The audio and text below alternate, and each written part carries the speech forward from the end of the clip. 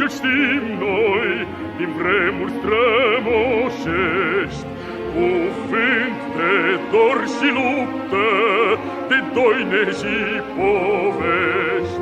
Dar dacă astăzi pacea e lege și scut, e pentru că pe lume partidul s-a născut.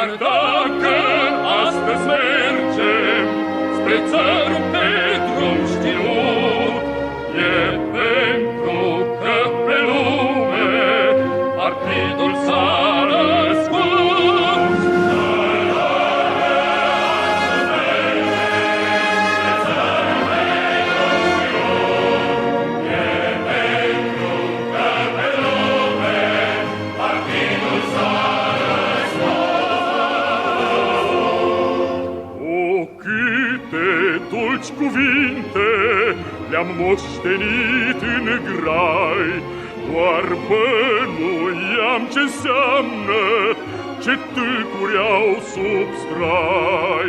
Dar dacă astăzi tâlcul de plin l-am priceput, e pentru că pe lume partidul s-a născut.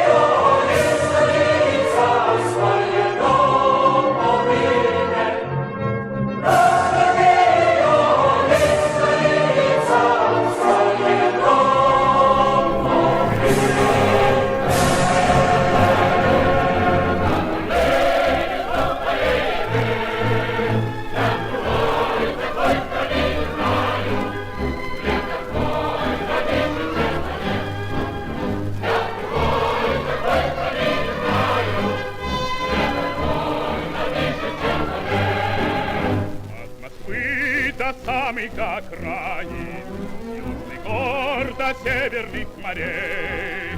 Человек проходит, как хозяин необъятной родины своей. Тут жизнь невольна и широка, точно Волга полная течет. Молодым везде у нас дорога, старикам везде у нас почет. Страна моя родная, на поле я другой такой страны не знаю.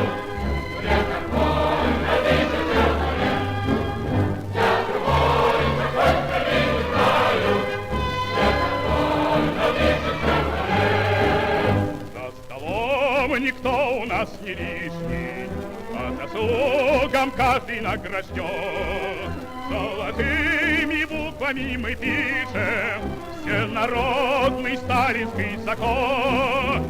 Этих слов величие и славу никакие годы не сотрут.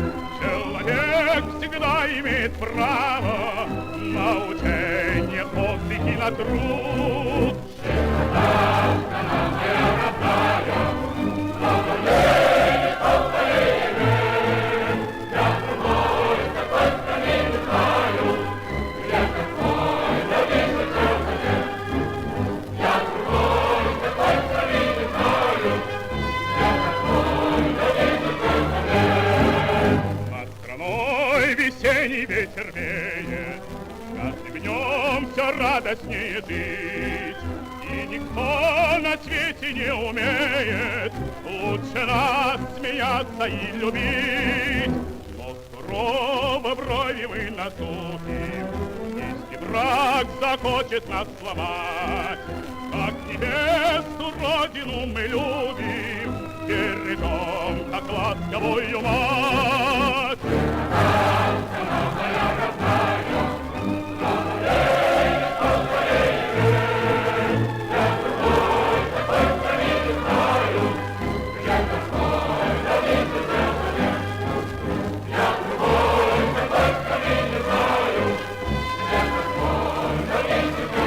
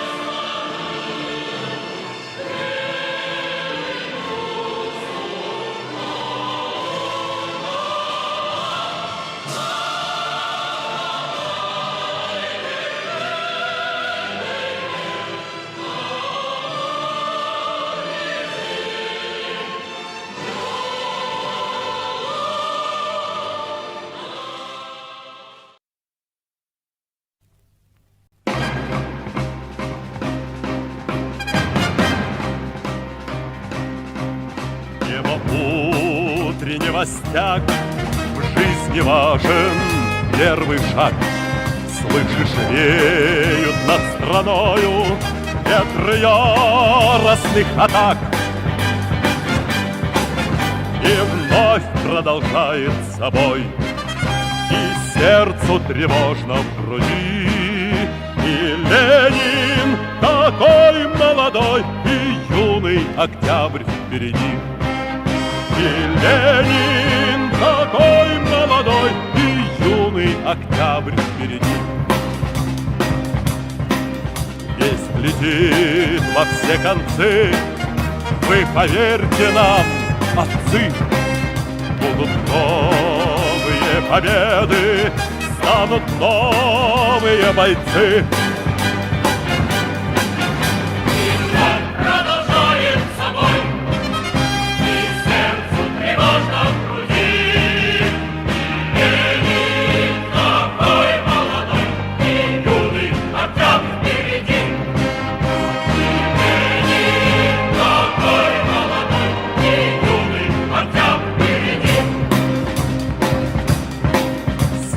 Милости не жди, жизнь для правды не щади. Нам, ребята, в этой жизни только с правдой по пути. И вновь продолжает собой, и сердце тревожно в груди. И Ленин такой молодой, и юный октябрь впереди.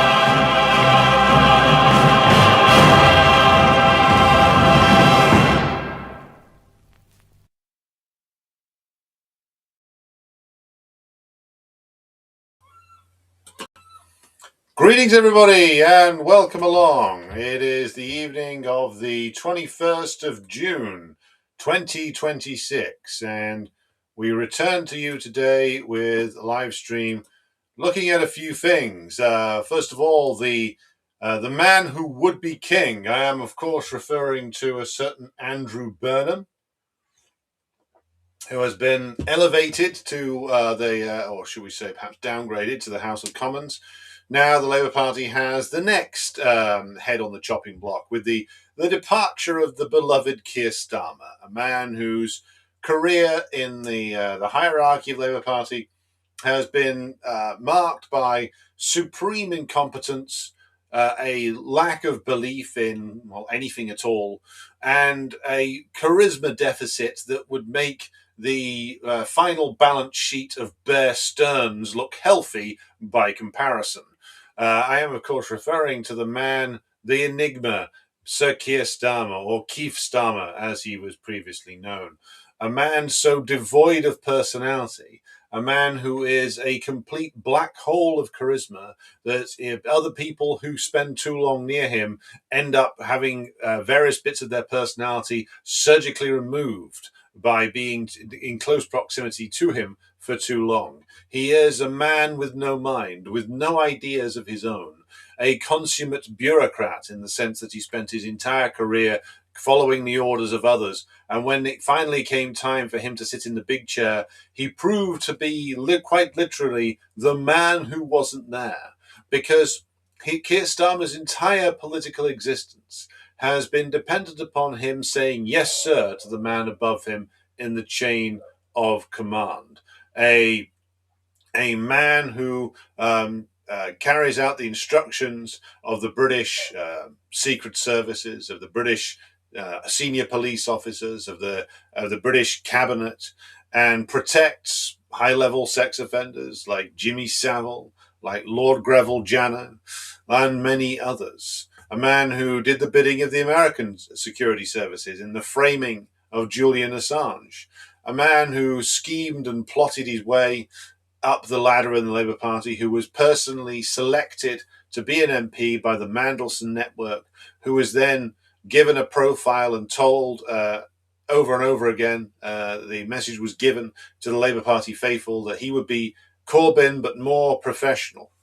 The issue is that, of course, he wasn't particularly professional, nor was he particularly competent. He was, in fact, a man who was a supremely incompetent individual, a man who was, without doubt, the one of the most supremely useless Labour Party leaders that's ever existed, and that's saying something. But it wasn't just that Starmer was a charisma black hole. It wasn't just that Starmer was devoid of personality. It was that basically, like all the other Labour Party leaders since Kinnock, really, has faced the impossibility of actually carrying out any reforms in the British system. Blair carried out some reforms, but these were counterbalanced by enormous concessions to the ruling class in the form of privatization, etc. So tonight we're going to be looking not just at Starmer, we're going to be looking at Andy Burnham, who is the man who has been elevated to sip from the poisoned chalice, so to speak. And we're going to be asking the question, well, who the hell is he? Because he's been sold as literally all things to all men, and he's been sold as the solution to the Labour Party's problems. Now, is he that solution? But before we get there, before we get to the story of a certain St. Andrew Burnham, we will, of course, be doing our customary greetings to the chat. It is Sunday night and we are live. This has nothing to do with the Saturday Night Live vehicle. I would not want to be compared to that stupendously unfunny car crash of a TV show, which, by the way, I mean, I've looked back in the archive over at the old SNL programs. It was never that funny. It was never that funny. There was funny people came out of it who did funny things in other venues, like, you know, the Bill Murray and Dan Aykroyd and others, when they were on the coke, did some very funny stuff, including Ghostbusters, of course. But the satire of Saturday Night Live was always weedy. It was always like safe. It's like, oh, Gerald Ford falls over a lot, you know. Bill Clinton, he likes to eat burgers, you know, and he's a bit sweaty, without wishing to insult the comedic talents of Phil Hartman, who played him in those days. But no, this is nothing to do with that SNL. This is Sunday Night Live, and I'm pleased to announce that this will be a weekly feature going forward with this show. So we're going to be live every Sunday, talking about mainly current events, and going to be covering things for between 1 and 2 hours usually. So feel free, in fact, please do join me every Sunday, 7 till 9 on YouTube, the Red Star Daily Substack, on X and Twitch and on Rumble. So let's greet those who are in the chat thus far. We have KP6215. We have Akhmadovich Naz coming to us from Moscow. We have KP, who's outside Berkeley, California. We have Zama in Phoenix, Arizona. We have Albert in the Republic of Croydon. We have President Jesus out there in the land of Gavin Newsom, potential next president. So keep your eye on that and see if any Huey Lewis in the News turns up in his ads. If he had a sense of humor, he might even lean into it. You know, everyone the Patrick Bateman comparison he's made. I mean, he might as well lean into it at this stage and just turn up in a raincoat, dancing around to "It's Hip to Be Square" before like doing a sort of meme type video where he puts an axe through, I don't know, like an axe, a sort of CGI, an AI version of JD Vance. It would probably improve his popularity. President Jesus says what Britain seems to need is a debate club champion like JD Vance to solve its legitimation crisis. Maybe they could convince Mehdi Hassan to come back. Hey, look, if Mehdi Hassan thought that he could slither his way into the leadership of the Labour Party, he'd do it. He'd do it in a heartbeat. Or the Tory party. He's not fussy. Or Reform. Or the Liberals. Or the Greens. Mehdi Hassan is a man who has proven time and time again that he has the principles of a particularly venomous snake and the shape-shifting abilities of a particularly watery blancmange. So he would do literally anything. I would say that he's Britain's worst export to the United States, but there's a lot of competition for that. There's Piers Morgan, James fucking Corden, a man who is about as funny as having a rusty nail driven through your ballsack. There is, of course, John Oliver, a supremely annoying little Weasley shitbag who, quite frankly, should have been bullied more at school. It might have given him a bit more character. So, yes, Mehdi Hassan, he would take up the Prime Minister's job and be equally as terrible at it as Keir Starmer, but it might be amusing to see him try. So we also have Robeson from Newcastle upon Tyne, Mogman Dog, Finnish Leica. We have Almir into the once and future socialist Slovenia. We have Wicked Witch of the Southeast. We have Svetlana, regular viewer from Moscow. We have Brolin, we have Jerry, we have Spakolos over there on Twitch, we have Tim Gray, we have Irish Partisan, comrade in Belarus, we have Sunchu, we have Callum Roach, we have, who else here? We have, nearly there. I think that's everybody in the chat so far. Have I said hello to Tim Gray? I think I have. We have Ben Horst, and yes, we have Iris Crocus. Right. Irish Partisan, will I be doing a World Cup special? Yes, at some point. As you can see, I'm keeping the Scotland shirt on as long as Scotland are in the World Cup. Hello to Spark Thistle, who's just joined us. So after the grievous display of incompetence the other night there, so Scotland will probably be in for about another week.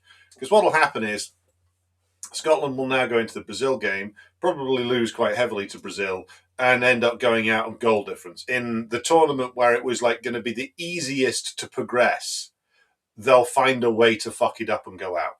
This is just the way. Just as the England team will flatter to deceive, they'll go through like into the quarterfinals, they'll excite everybody, then they'll lose on penalties to, I don't know, France or somebody, and everybody in England will get mad and like burn some effigies for a couple of days, and it'll be like, oh, next time we'll have him 70 years of hurt. You know, thank you, Badil and Skinner, for that particularly odious, fucking repetitive tune. But we have Weirdly True, who's coming to us from Makerfield itself, centre of the universe for 5 days. Hello to In It For Fun and Dinner with Franklin. Right. First things first, we are going to be getting to the examination of the saint himself, Andy Burnham, a man who has been chosen to drink from the poisoned chalice. So, we're going to be looking at him tonight. Now, Burnham is a symptom of course, a much wider much wider disease, a much bigger disease, which is the terminal phase of British imperial decline. The ruling class in this phase doesn't require statesmen, but simulations of them. People who can claim authenticity by performing it while guaranteeing continuity. What they require is people who can look like a regular chap by wearing a North Face jacket whilst attending a food bank, and then go and vote for the renewal of Trident in the same afternoon. Who can embrace the families who are the families of the victims of the Hillsborough disaster, or the Hillsborough crime, and vote to privatise the NHS. Tonight we'll be looking at Mr. Andrew Burnham, the man who would be king. Not a profile of a politician, but an autopsy of a type, the social democratic manager in an age when social democracy has become almost completely structurally impossible. So before we examine the career, we must establish the theoretical framework. Because Burnham can't be understood as merely an individual personality. He occupies a certain position. He has a function. He is a condensation of class relations, to use the formula of Nikos Poulantzas. Burnham occupies what we might call the soft left position within the Labour Party apparatus, a flexible Blairite who is capable of indulging in opportunistic left pandering and posturing. But this is not merely factional alignment, this is class function. He serves as a mediation figure between capital and Labour, an organic intellectual of the trade union bureaucracy and the municipal Labour Party establishment. His context here is that he operates in the terminal phase of British imperialist decline, post-Brexit, post-2008 crisis, in the middle of a long downswing of British capitalism. His current conjuncture following his by-election success positions him as the clear successor to the sinking bad ship Starmer, representing Labour's attempt to reconstitute its hegemony through regional devolution and rebuilt municipal social democracy. So let's be clear here what we mean by social democracy being structurally impossible. The post-war welfare state was conditional on two factors that are absent today. The presence of the USSR, which required concessions to be made to the working class via the bringing in of the welfare capitalist system, for fear that the working class would be attracted towards a revolutionary solution otherwise. And of course, to fund this, the exploitation of the colonial world, which provided a lot of the material basis for these reforms. Neither of those conditions really exists today. Therefore, any politician promising social democratic renewal within capitalist parameters is promising something that can never be delivered. Not because of bad faith, though of course that is present, but because of structural constraints. Now, here we find Antonio Gramsci's concept of transformismo, the absorption of potentially disruptive elements into the existing state structure through apparent concession, illuminates Burnham's political method. His King of the North persona, cultivated through the televised COVID standoff with the Johnson administration a few years ago, his embrace with the Hillsborough families, his media-friendly routine where he invites the press to join him on a jog. This is a classic counter-hegemonic appearance within hegemonic reality. The function is to create the impression that an alternative to Westminster managerial politics exists, thereby channeling working class discontent away from any systemic challenge into back into reformism.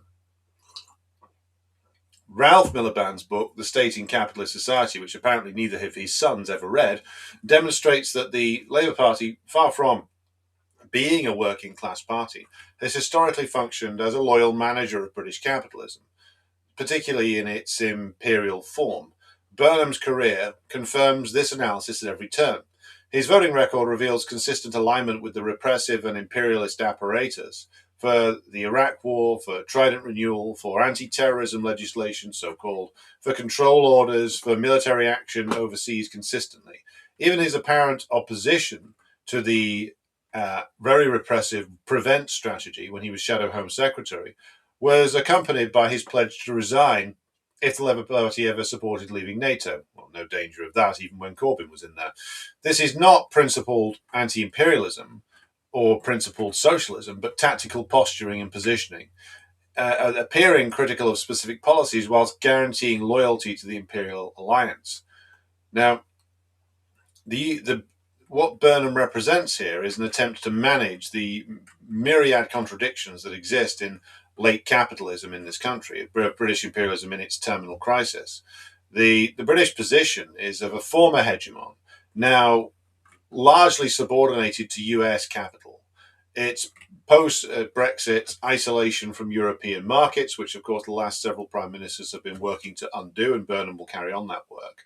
And of course the almost total financialisation of the British economy. The City of London as the parasitic rentier centre.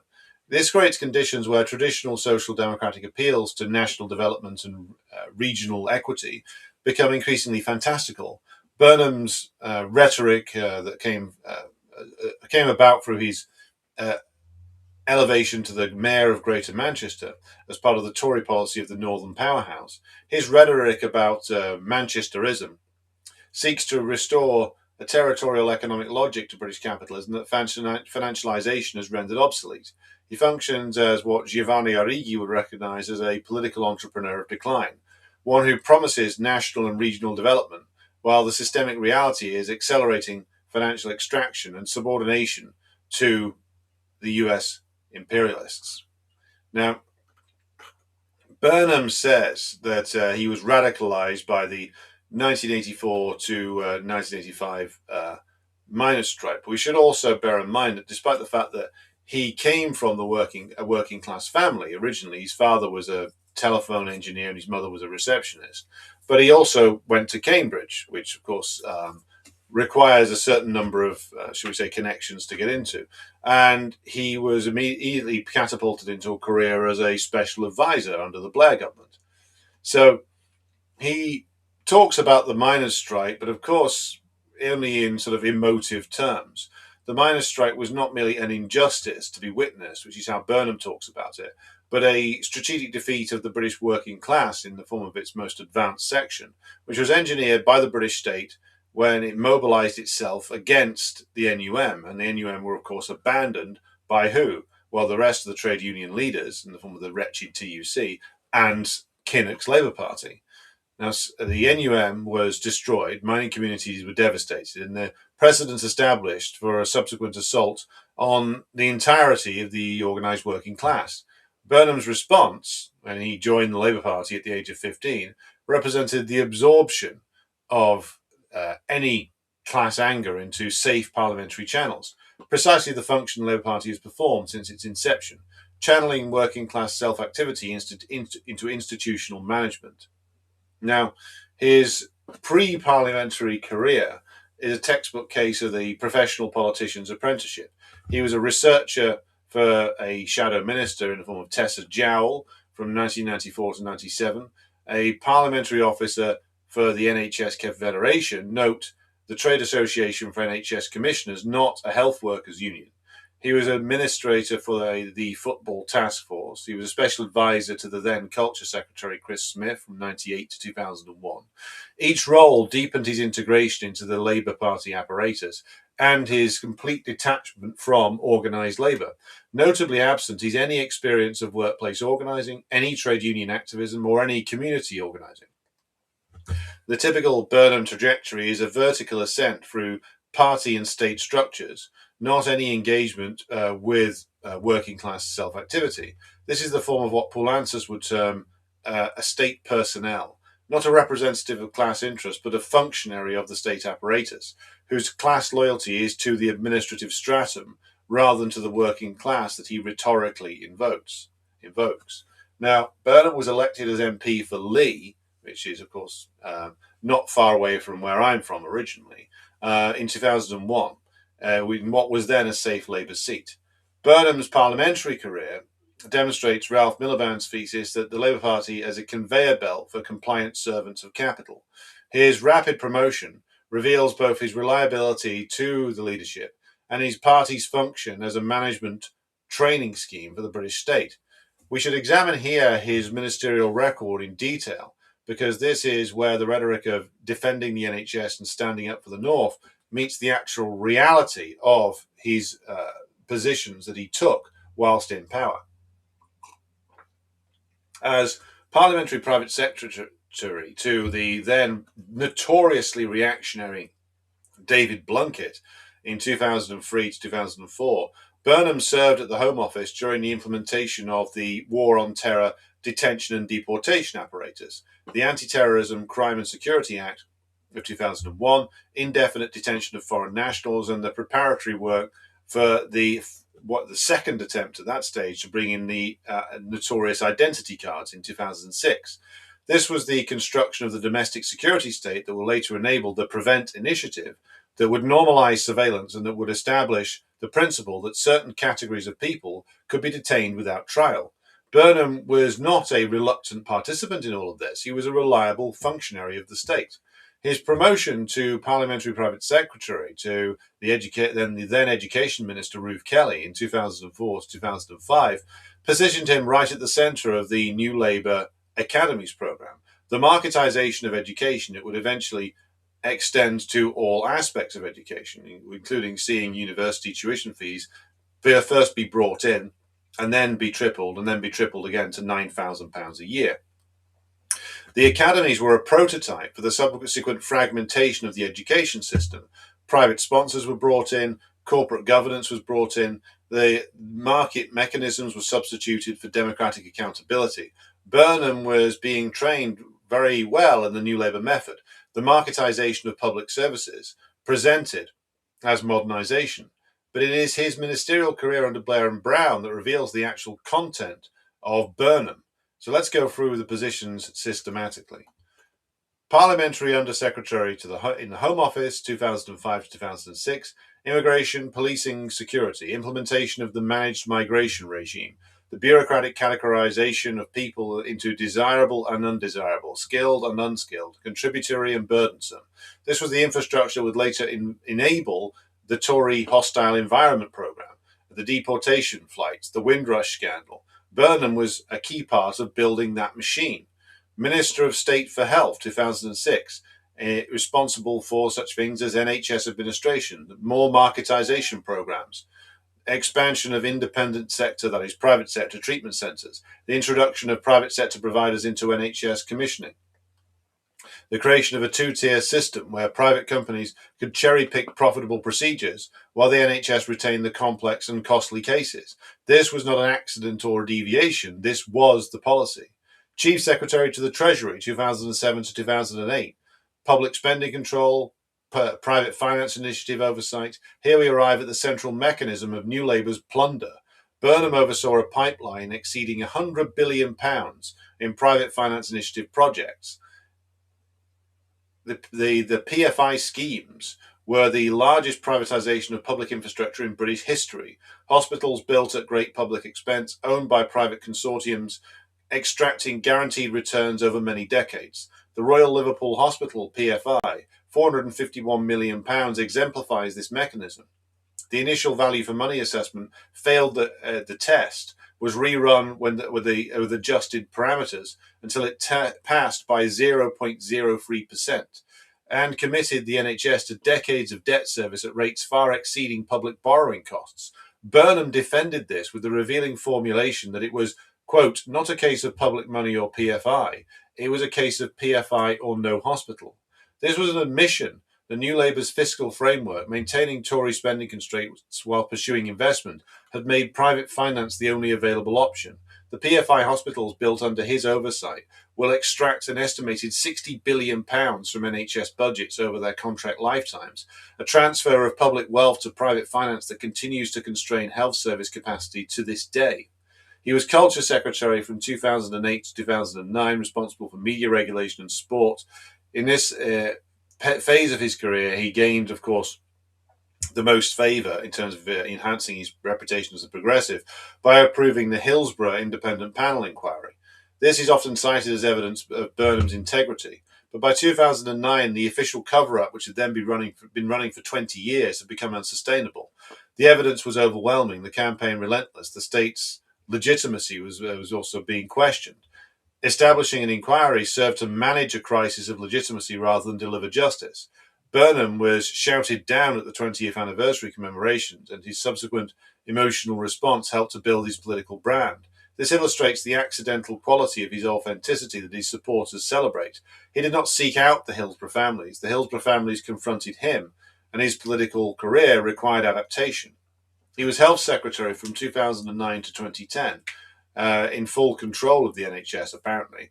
In this, he oversaw the NHS preferred provider policy, attacked by his predecessor, Arnold Milburn, for being anti-competitive, represents a characteristic Burnham method, a rhetorical gesture toward public service integrity within a framework that preserved market mechanisms. The policy allowed private sector involvement in a supporting role rather than a replacement role.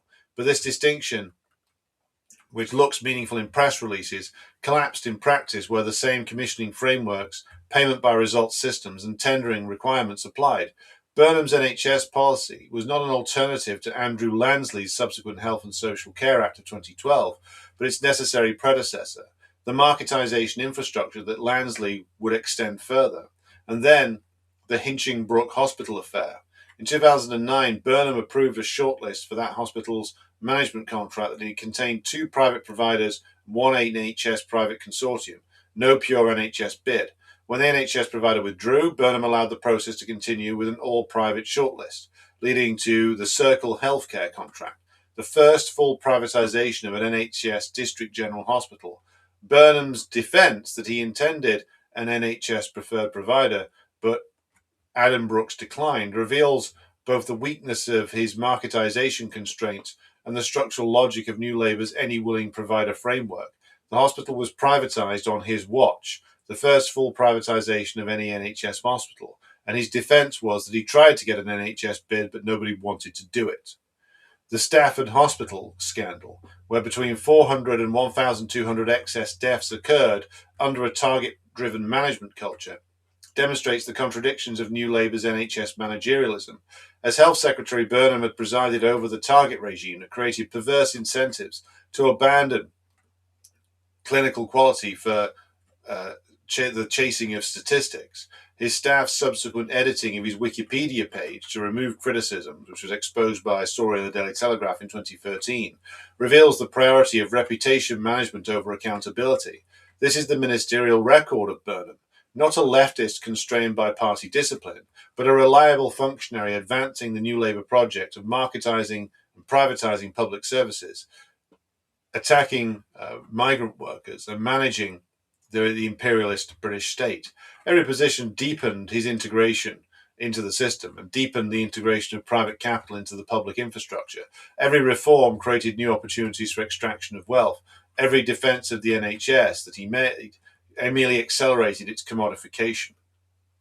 Now, Burnham has made 2 failed leadership bids. In 2010, he ran as an explicit Blairite continuity candidate. His campaign slogan was aspirational socialism, which is a meaningless phrase. The characteristic Blairite combination of meritocratic aspiration with socialist verbal decoration. He launched his bid as an accountancy firm associated with tax avoidance schemes. His key policy was recreating the National Care Service, a managerial reform, not a challenge to private care provision. His 4th place finish with 10% of the vote demonstrated the exhaustion of Blairism as a mobilising force, even within the Labour Party itself. His 2015 campaign represented the first major reinvention of Burnham. He positioned himself between the outright Blairism of Liz Kendall and the more left-wing Corbyn, when he presented himself as adopting selected left demands, anti-austerity rhetoric, NHS protection, while guaranteeing ruling class continuity. He pledged to resign if Labour opposed NATO membership. He abstained on the government's welfare bill after calling it unsupportable. He joked that Labour should have a woman leader when the time is right. He ran a campaign managed by Labour Party right-wingers. His 19% to Corbyn's 59% demonstrated that even partial left posturing could not compete with the apparent, at that stage, authenticity of Corbyn, though Burnham's positioning as a runner-up would prove essential to his survival when the project that Corbyn was running collapsed. His service as Shadow Home Secretary under Corbyn exemplifies the transformismo method, appearing to endorse left positions whilst guaranteeing state continuity. His comparison of the Prevent initiative to internment in Northern Ireland, widely celebrated by civil liberties advocates, was accompanied by his NATO loyalty pledge, his refusal to challenge the fundamental architecture of counter-terrorism policing, etc., etc. This is Burnham's essential technique: rhetorical gestures towards opposition that function to legitimize the system he appears to criticize. His Hillsborough speech of April of 2016, following the inquest verdict of unlawful killing for all 96 victims, was, or at least appeared to be, genuinely emotive, delivered against a parliamentary convention to sustained applause. His description of South Yorkshire police as rotten to the core, and his suggestion that the cover-up had been advanced in the committee rooms of this House and in the press rooms of Downing Street, named the institutional complicity that previous politicians had avoided. The speech built on his 2009 Hillsborough Independent Panel approval and subsequent relationship with the families, creating the appearance of authenticity that would sustain him during his mayoralty.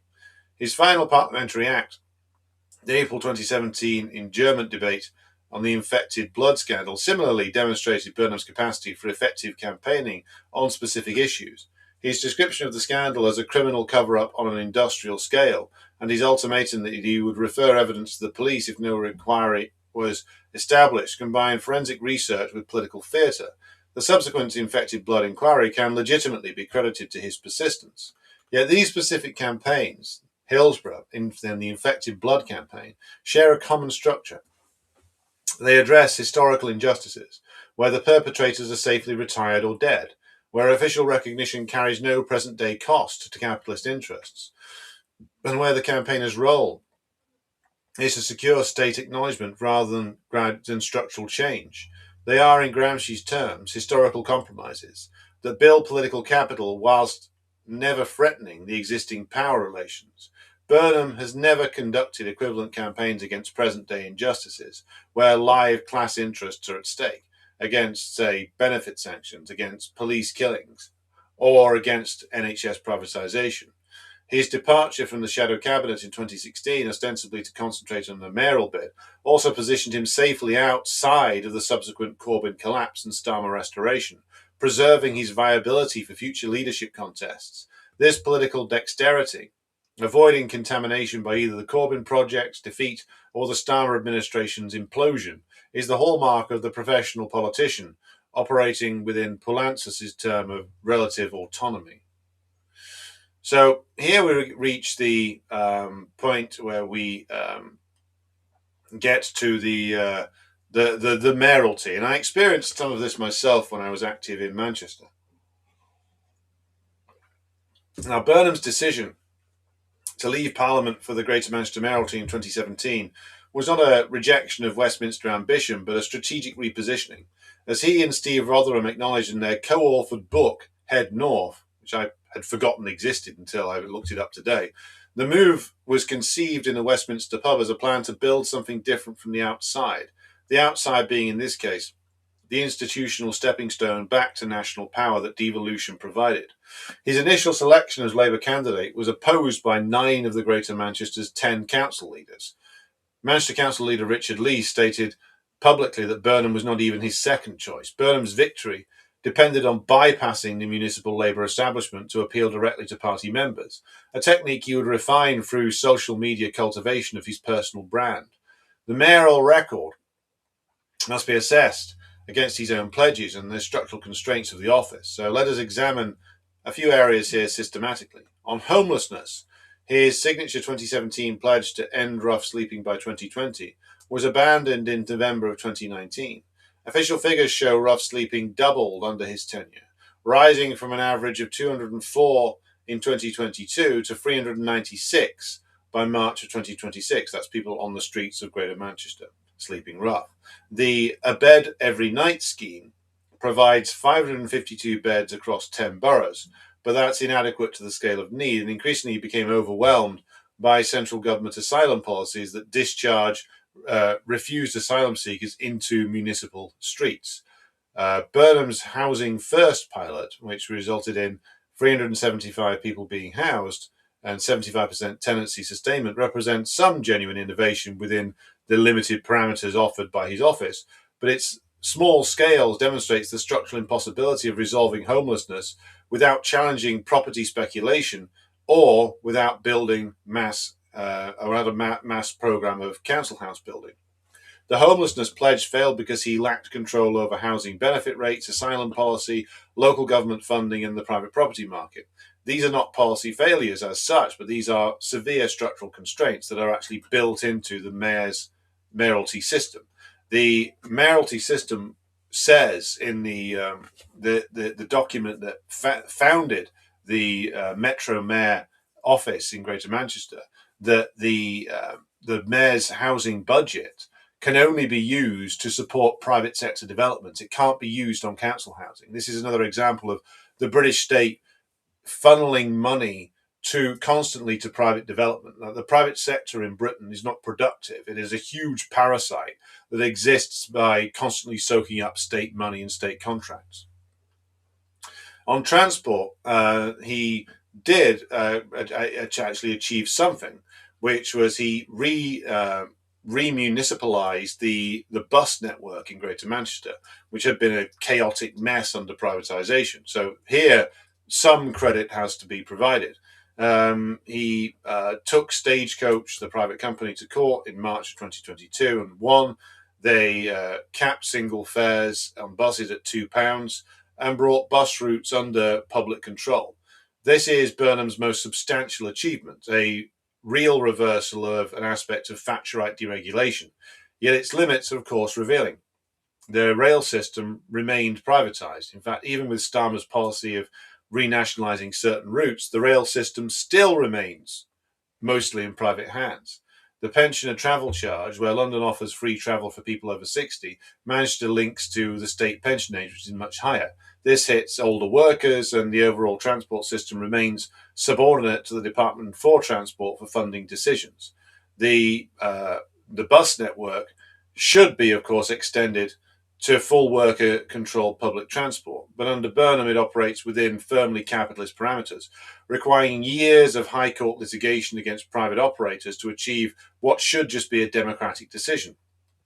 Remember, the privatisation is written into the law of the land. When it comes to buses or trains, it takes a decision by central government to actually reverse that. Now, Burnham was also Police and Crime Commissioner for Greater Manchester because the two roles were combined.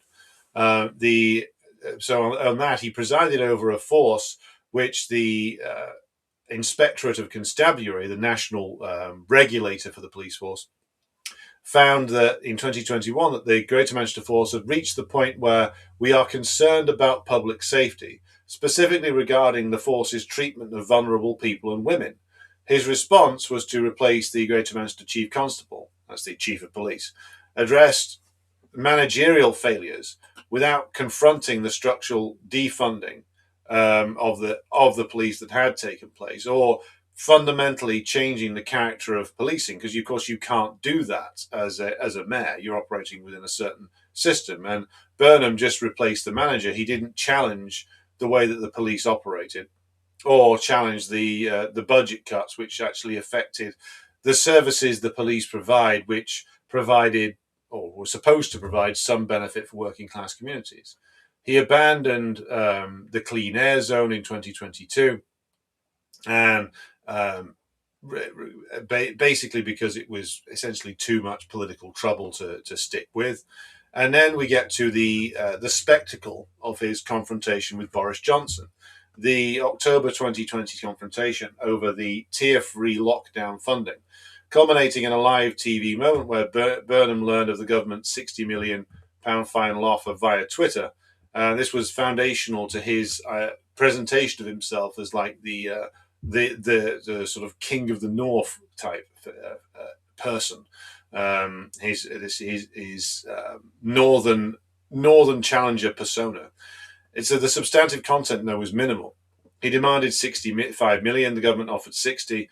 The 5 million difference, 0.001 of annual government spending, was symbolically invested with epochal significance. Yet the performance served its political function, establishing Burnham successfully as the voice for the northern interests against the Westminster centralisers, a framing that has sustained his popularity through subsequent years. Again, this is the essence of Burnham: substitution of symbolic performance for actual structural change. The £5 million difference was not a victory for the North, it was a victory for Burnham's brand.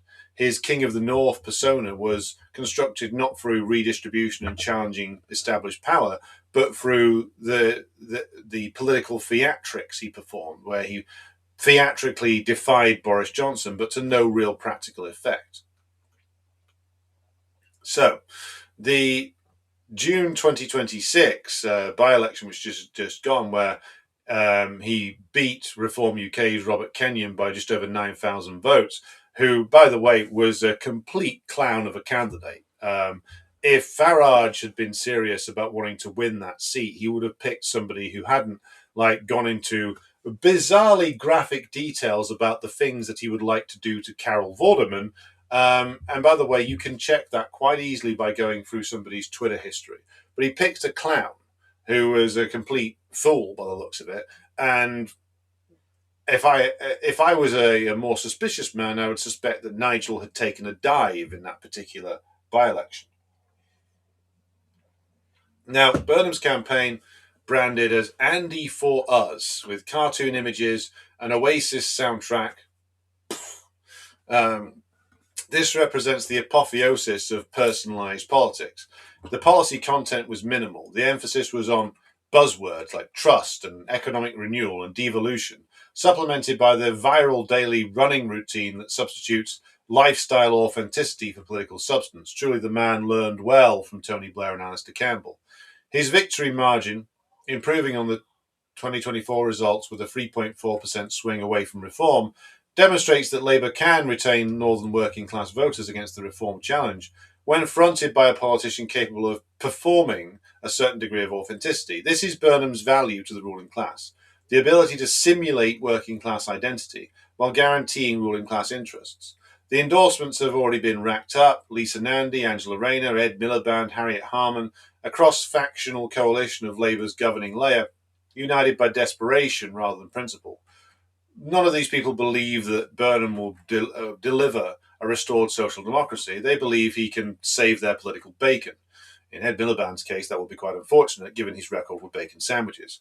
He can perform a degree of authenticity more convincingly than Starmer's bland and stiff managerialism. He can wear his North Face jacket whilst looking like he's not trying too hard. He can reference Oasis songs without seeming completely ridiculous. This is not political substance, this is political styling. And in the terminal phase of British capitalist decline, style is all that really remains. Burnham's positioning for the Labour leadership represents the ruling class's preferred succession plan at a moment of systemic crisis. Starmer's administration, elected on a minimal programme, presiding over continued decline and hemorrhaging support to the Greens and reform, has demonstrated the exhaustion of Blairite managerialism. Burnham offers an alternative managerial style, one that can simulate authenticity, invoke regional solidarity, and appear to challenge Westminster while guaranteeing continuity on all fundamental questions: NATO, nuclear weapons, the fiscal orthodoxy dictated by the Treasury, the Bank of England, and the City of London, the maintenance of the private finance scam. His leadership would not represent a leftward shift in Labour's programme, but a more effective hegemonic strategy. The substitution of Burnham's territorial populist framing for Starmer's stolid, cardboard managerialism, designed to recapture working class voters from the Greens and from Farage without threatening any ruling class interests.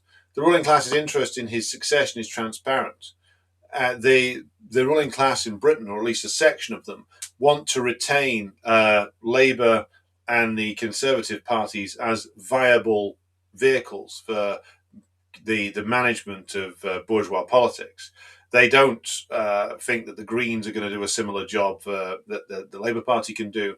They think that Farage's party is too unstable, too filled with cranks, and Farage himself, of course, will probably retire quite soon. He doesn't want the job of Prime Minister. And also, Farage is an asset of the British ruling class. He does what he's told. If he's told to retire and plunge reform into crisis, he'll retire and plunge reform into crisis. He always does what he's told. Now, let's take a quick look at the political economy of Burnhamism, because his political project draws on a specific class coalition. The trade union bureaucracy, particularly public sector unions seeking restored collective bargaining, the municipal labour establishment, council leaders, combined authority officers, devolution administrators, the professional managerial stratum of Greater Manchester's so-called knowledge economy, universities, the digital sector, cultural industries, and residual labour voting working class of Greater Manchester's former industrial towns of Lee, Wigan, Rochdale, and Oldham. This coalition is completely unstable because its interests are wildly contradictory. The trade union bureaucracy seeks restored collective bargaining within existing structures, not workers' control, of course. The municipal establishment seeks expanded administrative budgets and office careers. The professional managerial stratum seeks cultural progressive politics and infrastructure investment for their economic sectors. The working class seek jobs, services, and dignity against austerity's degradation. Burnham's function is to articulate these contradictory interests into a coherent project. Manchesterism is his branding that appears to serve, all while fundamentally preserving capitalist relations.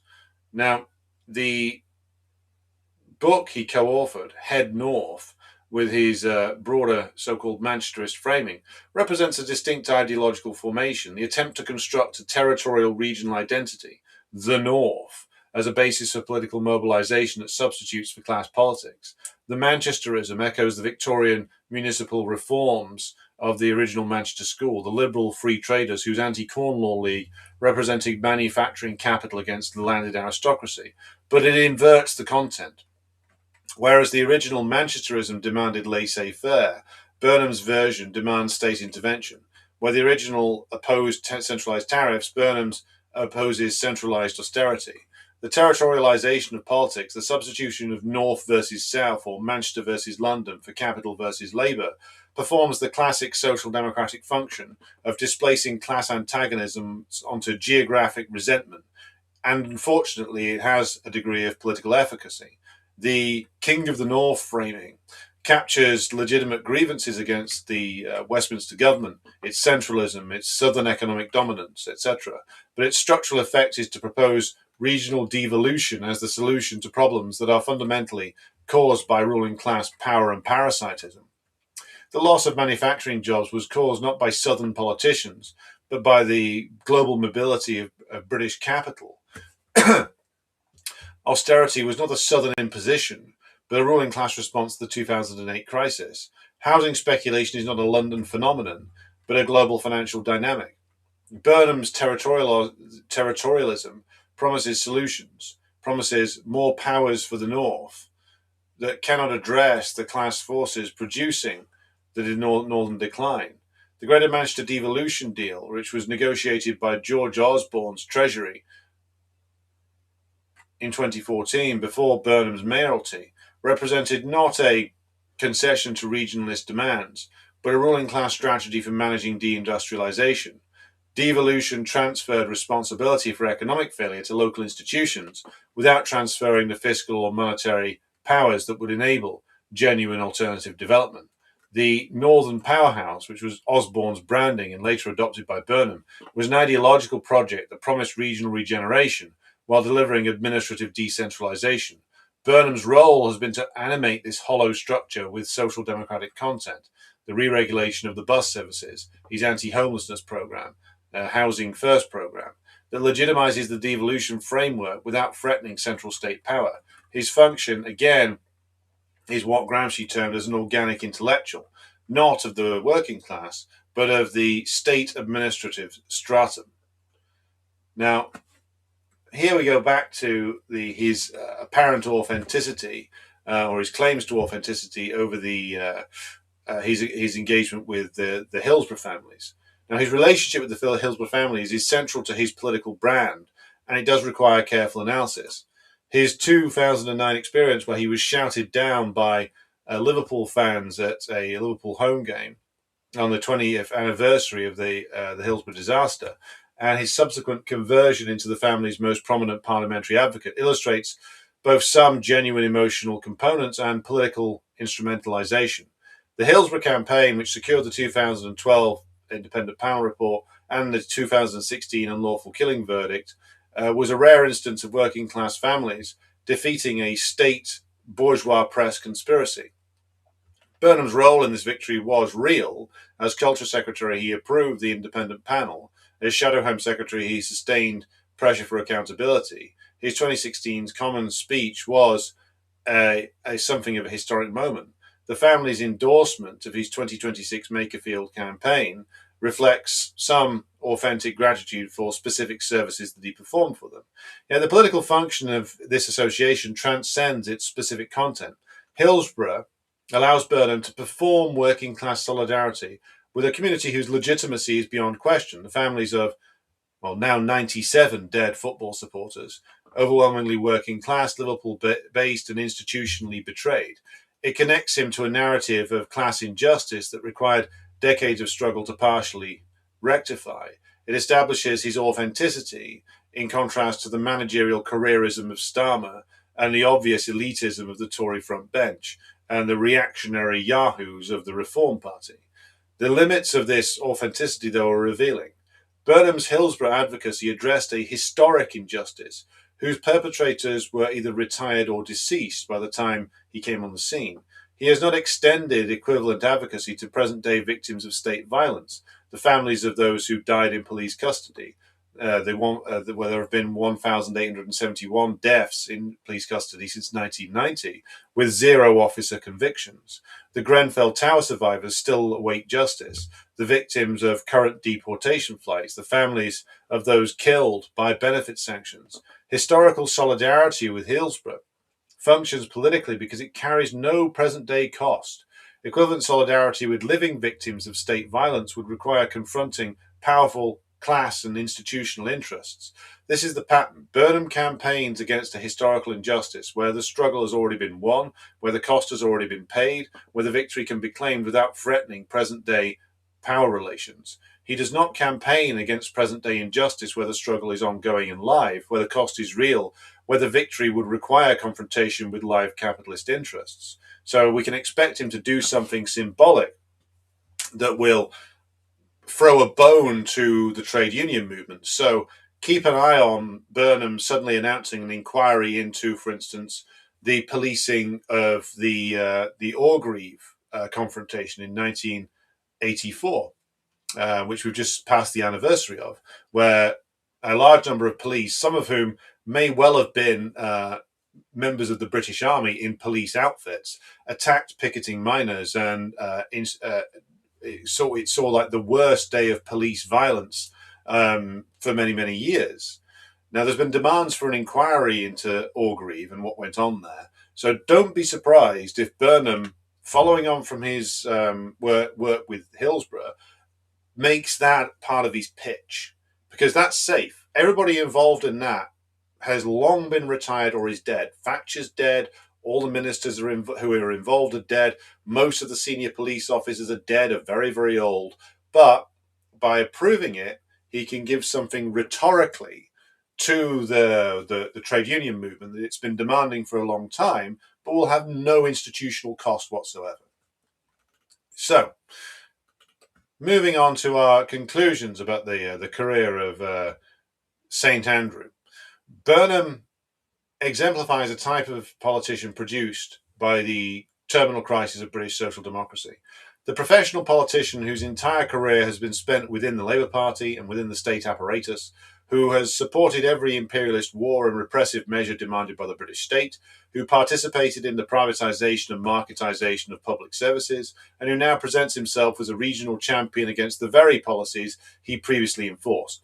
His capacity for reinvention, Blairite minister to soft left to the northern champion, is not flexibility but structural necessity.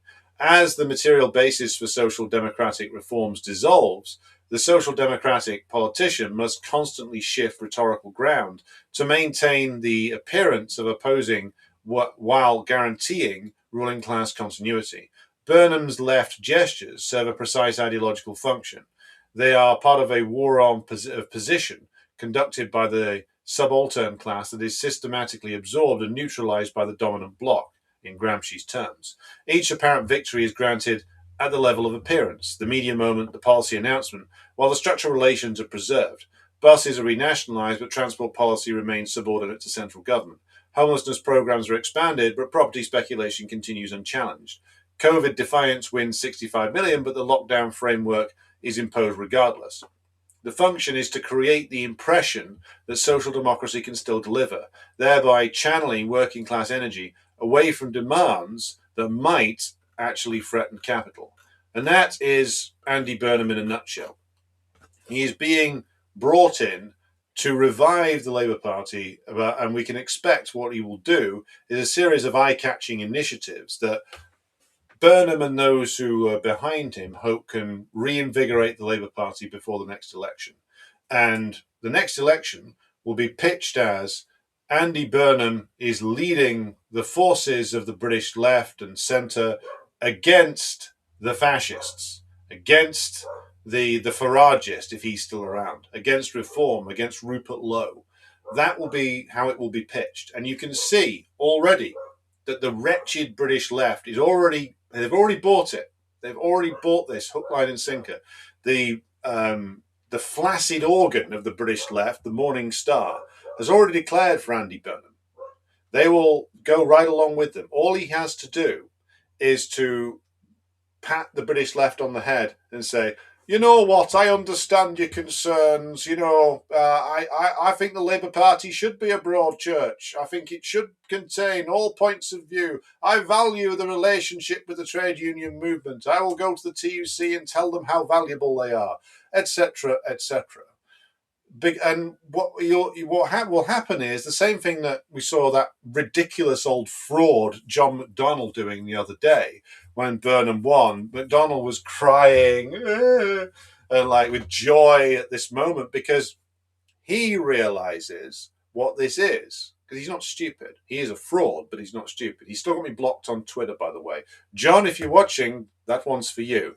What the Labour left want now is somebody who will revive the Labour Party and give them a chance to be what they always want to be, which is a permanently outvoted minority, but allowed to exist as a permanently outvoted minority. That's what they want. And don't be surprised if Burnham takes a chance and invites St. Jeremy back in. Now, Corbyn has been on air criticising Burnham, but we can imagine that if Burnham feels confident enough, and he's got all of the different factions lined up behind him because he's the only one with any degree of political skill who could potentially save give the Labour Party some juice to get it through another election. So don't be surprised if Burnham reaches out to Corbyn and says, Jeremy, it was terrible for Keir to expel you. That's why I've put Keir in the House of Lords.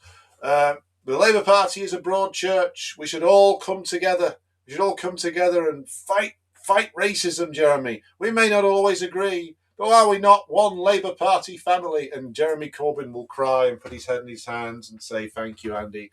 Can I come back in and be Labour MP for Islington North for another, 20 fucking years or something?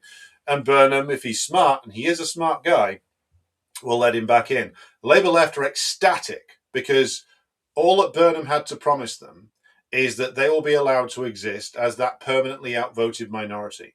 And that's what he will give them. He knows very well that he can control them. He knows very well that with the occasional concession, the occasional appearance of social democracy, is all these people need. And it's all the trade union bureaucracy needs. And it's all the clowns in the British left need. Now, to be fair, it's not all of them, but the so-called communists, the Communist Party of Britain, that ridiculous collection of bureaucratic buffoons who still think it's 1951, will go along with them. The SWP will scream and denounce Burnham at the one hand, then say, well, you've got to vote to stop fascism. And there's only one way to stop fascism. It's voting for Andy, though they'll nuance that a little bit. All the British left want is a Labour Party leader who will pat them on the head and tell them that they're part of a movement again. That's all they want. That's literally it. There's nothing more complicated to it than that, because these people do not believe, fundamentally, they do not believe that the working class is the future ruling class. They do not believe in socialism. None of them do. They believe in mild social democratic reforms. That's all they believe in, because all of these people, great majority of the left leaders in this country, they just want welfare capitalism back again. No matter how many times it's proved that it doesn't work, no matter how many times it's proved that it's not coming back, no matter how many times it's proved that the ruling class won't accept it, no matter how many times it has to be proved to them that the Labour Party is the enemy of the working class, they'll still fucking buy it. They'll still fucking do that, rather than build anything new. And that's the left. And that's our problem. Burnham is a manipulator, a slick political operator, full of platitudes, with far more skill than Keir Starmer ever had. But he'll face the same crisis. First thing he'll do, or one of the first things he'll do, commit again to the Ukraine war, be seen hugging Zelensky. He'll be, Vladimir Zelensky, what's a hero? And John McDonnell will be there with him crying. As the Ukrainian working class gets fed into a fucking meat grinder and the Ukrainian oligarchs continue to loot the state, the Labour Prime Minister will be there hugging the man who makes it all possible, a certain Mr. Zelensky. And of course, he will rhetorically, as Wesley Streeting has done, distance himself from Israel, whilst, of course, preserving the British relationships in West Asia that make the British imperialism's remaining hold in the region still possible. This is exactly what we come to expect. So that is Andy Burnham, the man who will be king, the man who will attempt to revive the Labour Party for a few more years, and may even succeed at doing that. But he will not be able to get away from the fundamental crisis of British imperialism. He will not be able to get away from the decline of British imperialism. All that the ruling class are really into at this stage is buying them a few more years, buying themselves a few more years, recreating a bit of stability for a little while in the hope that something comes up. And with that, I'll turn to a few more comments on the Russia-Ukraine war and on the Iran war. Now we are live currently on YouTube and on Rumble and on Twitch and on Substack and on X. So be sure to like and share and subscribe if you have not done so already. We are going to continue with the update from the Ukraine-Russia war. Now, one thing that did happen recently, I mean, I'm not going to go into the details of like the comings and goings on the front line, because this isn't a military analysis channel as such, though if there's a demand to do more of that, I will see if I can. But there's an important development that happened just in the last week, which is the G7 summit over in Evian in France, where they produced what might be the most significant US imperialist bloc statement on Ukraine since Trump's resurrection. Though apparently Trump appears to be dead at various different points during the day, and apparently smells like he is too. Now, there was a joint statement which was signed by Trump alongside the other G7 leaders on the 17th of June, which, quote, committed to unwavering support for Ukraine in defending its freedom, sovereignty, and territorial integrity, several things it doesn't have. It promised to increase the delivery of air defense systems and interceptors and increased long-range missile and drone capabilities for Ukraine, expanding the licensing for Ukrainian military production and further energy resilience, so-called, and strengthening sanctions on Russia's oil and gas sectors. There might be a bit of a cynical game being played there, by the way. As always with these sanctions, what happens is the Russians sell their oil and gas to third parties, and then, of course, the Europeans and the Brits buy it from them. Now, Trump signed on to this statement without any complaint. He had previously expressed skepticism about continued aid to Ukraine, and made Iran the primary focus of his foreign policy. But also, what changed? The G7 statement explicitly frames Ukraine and Iran as issues which are connected. And in that, we would agree with whoever wrote the G7 statement. It declares, we consider the right moment to proceed with additional measures as President Trump has delivered a deal that we support in reopening the Strait of Hormuz. Now, there, I will pivot slightly and say that the fact that the imperialists all support the deal tells us two things. One, that militarily it wasn't possible to win against Iran. They all knew that. That's why Trump was such a fool for blundering into that war in the first place. And that's why, part of the reason why he's being eviscerated at home by the Democrats, who are claiming that he simultaneously was foolish for getting into the war and isn't tough enough on Iran. Now, the other point is that the imperialists can live with that deal that's been that is still under discussion. There was talk that the Iranian delegation had walked out of the talks, but no, they are still there, and the talks are apparently ongoing. But they can live with that deal because they think that if that deal sticks, there's a chance of finding themselves like more collaborators in Tehran. The regime change thing didn't work. The riots sponsored by the US, as Trump admitted to, didn't work. The war certainly didn't work. So now we're back to trying to find compradors in Iran via this deal that can be brought into Western orbit. And there will be those who want to take that deal in Iran, just as there will be those, many more in the masses of Iran, who will viscerally oppose any such sellouts. Now, the other point here is that the US cannot fight Iran and Russia at the same time whilst trying to contain China in the Pacific. The deal with Iran, which indeed, if it continues, if it succeeds, will be used to free up military resources. The G7 statement on Ukraine seeks to maintain pressure on Russia through European proxy support rather than direct US commitment. This is imperial overstretch managed through triage, not strategic coherence. The commitment to strengthen sanctions on Russian energy is particularly significant, rhetorically anyway. Now, the EU has already passed 21 sanctions packages, the most recent targeting the so-called shadow fleet, which if anybody uses that term, you know you're dealing with an idiot. The G7 statement signals attempt at a coordination between US and European measures to further restrict Russian energy exports. Now, there is a strategic bet being made here that US-Iran deal's reopening of the Strait of Hormuz will stabilize global energy prices sufficiently to allow tighter sanctions on Russian oil without causing price spikes. If that's correct, this could, they hope, damage Russia's source of one of Russia's sources of foreign currency. If they're wrong, and they may well be, it could drive up energy costs further for European and American consumers, who will bear the brunt of any such price increases. And the G7 discussions also revealed the growing European role in Ukraine support, which has been part of the agenda of the Trump administration. European countries have provided approximately 200 billion euros in military and financial aid since February of 2022, compared to roughly 115 billion euros from the US. An additional 90 billion euro EU loan has begun to be supplied from June of this year.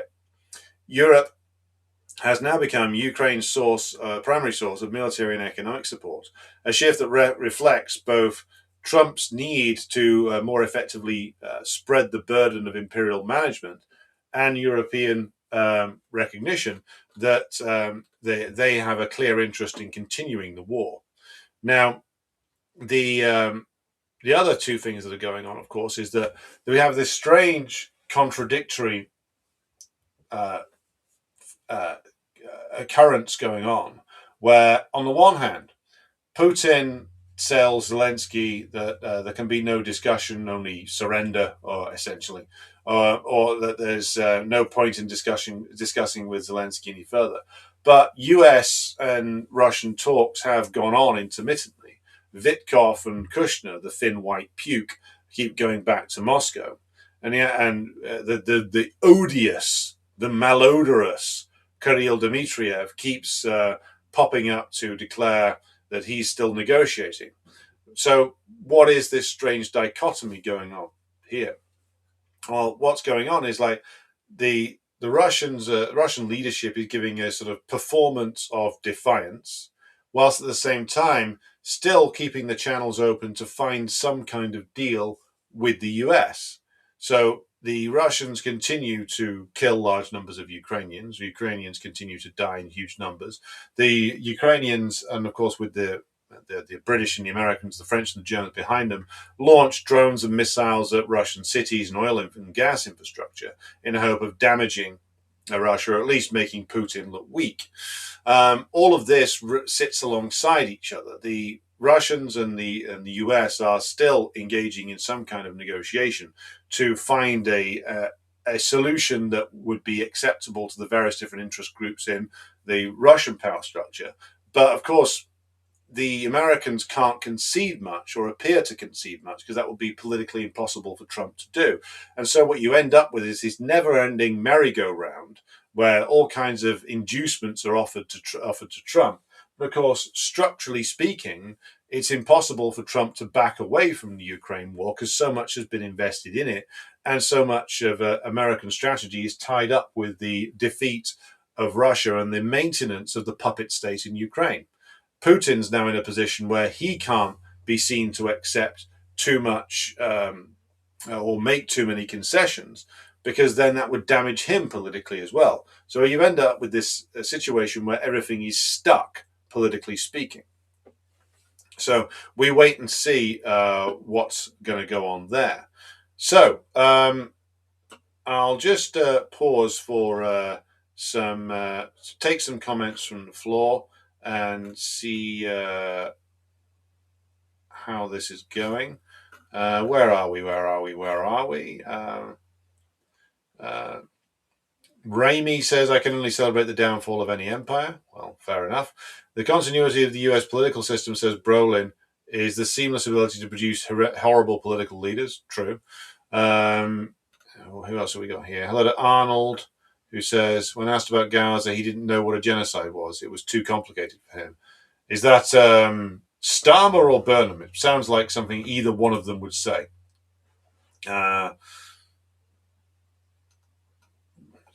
We got a comment from somebody whose name is all dots. It says Burnham is Sue Gray's pick. That's when you know. Sue Gray, former senior civil servant, who apparently doesn't have a brain in her head. Robeson says, but he's got a northern accent. Yes, no one with a northern accent can be a bad guy. Hello to Chris Rogers and Zhukov's Boots. Hello to James Graham. Hello to Angry Prole. Yes, I've got the email. I'll take a look over it. Who else have we got here? Just going through. Pesho Nikolov says the left is dead in Eastern Europe as well. Social democracy is dead everywhere.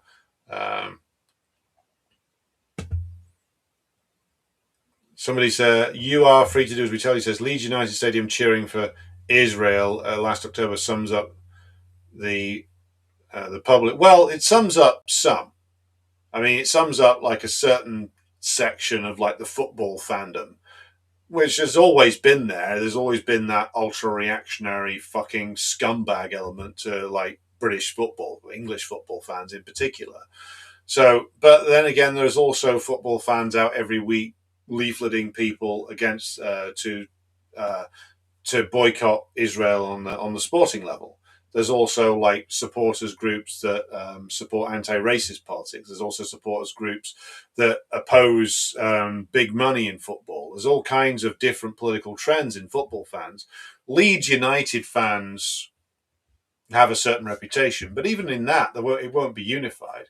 Bear in mind, with the way that ticket prices have gone up, the stadiums are leaning more middle class these days anyway. So I would not write off people like that, to be blunt with you.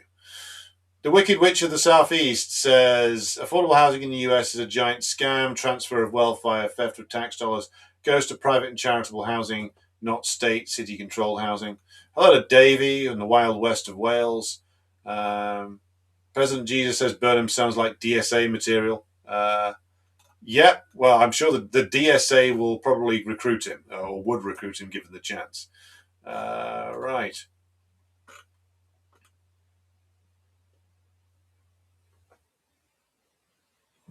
Zukos Boot says Manchester needs a much bigger coach station. Well, its coach station is pathetically small, that's true. Though I generally avoid going by coach these days. Hello to Richard in Las Vegas. Good to have you with us. Edward asked, do you believe the tunnel between Kamchatka and Alaska that Dmitriev wants to build will achieve eternal peace between the US and Russia? That tunnel will not get built.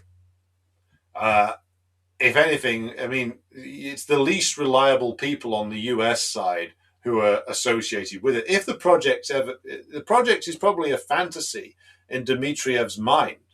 Like he would love to build that tunnel, and he would love to basically have Russia be a perpetual comprador state run by pro-US figures.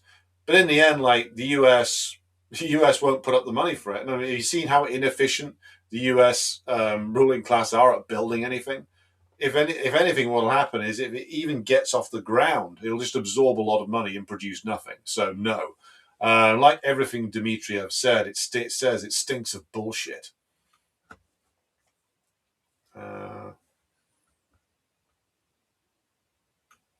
Revolutionary salutations, comrades. Somewhat unrelated, but I wanted to ask you about your opinion of the Duran.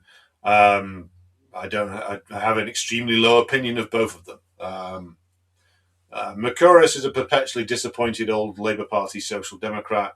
Christoforo is like a sort of libertarian type, and I don't have any time or usage for either of them. Brian Berletich, somewhat better, but the flaw with him is that he doesn't believe really that any effective resistance to US imperialism can succeed. He doesn't believe in the masses' ability to defeat the empire, and that's his Achilles heel. And he's also a very brittle person who perpetually blocks people for questioning his analysis, which isn't a sign of strength, to be honest. Hello, Alan, who's joining us from Trump country. What do I think about Belfast? Asked Alan. Well, are there new riots there, or are you referring to the old riots? Look, the riots there have been orchestrated by loyalist mobs. The same kind of loyalist mobs who run drug rackets, the same loyalist mobs who are in the employ of the British state for many, many years.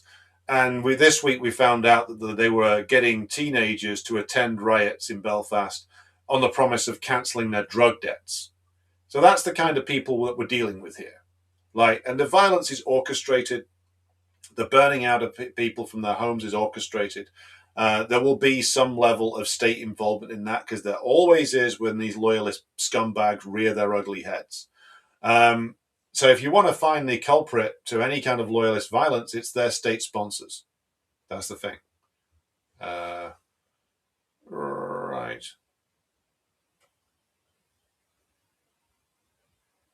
Stephen Broughton says, didn't communism kill the most people in human history? I think you're thinking of capitalism there. That killed way more people and continues to do so to this day. So that's a nonsense talking point. Edward says, what in the British working class gives you hope for the future? The resistance that goes on every day. And the fact that the ruling class has no alternative but to carry on their assault. The fact that new layers of the working class are brought into struggle every day. The fact that Andy Burnham cannot save the Labour Party. And that the class struggle will have to resurge. That they have to be resurgent. This is what gives me the most hope. And there is more and more examples of resistance, and I'm going to talk about more of them in the future as well.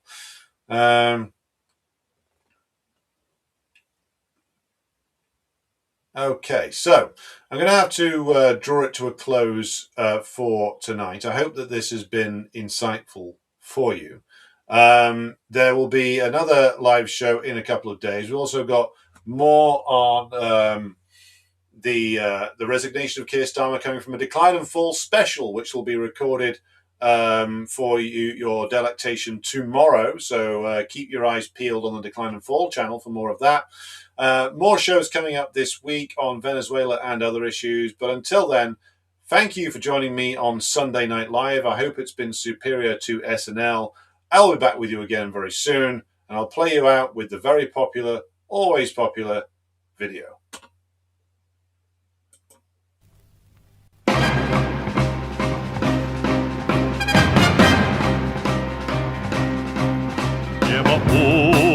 и невостяк, в жизни важен первый шаг. Слышишь, веют над страною ветры яростных атак. И вновь продолжает собой, и сердцу тревожно в груди. И Ленин такой молодой, и юный октябрь впереди. И Ленин такой молодой, и юный октябрь впереди. Весть летит во все концы, вы поверьте нам, отцы, будут новые победы, станут новые бойцы. Продолжает собой, и сердцу тревожно в груди. И Ленин такой молодой, и юный октябрь впереди. И Ленин такой молодой, и юный октябрь впереди. С неба милости не жди, жизнь для правды не щади. Нам, ребята, в этой жизни только с правдой по пути.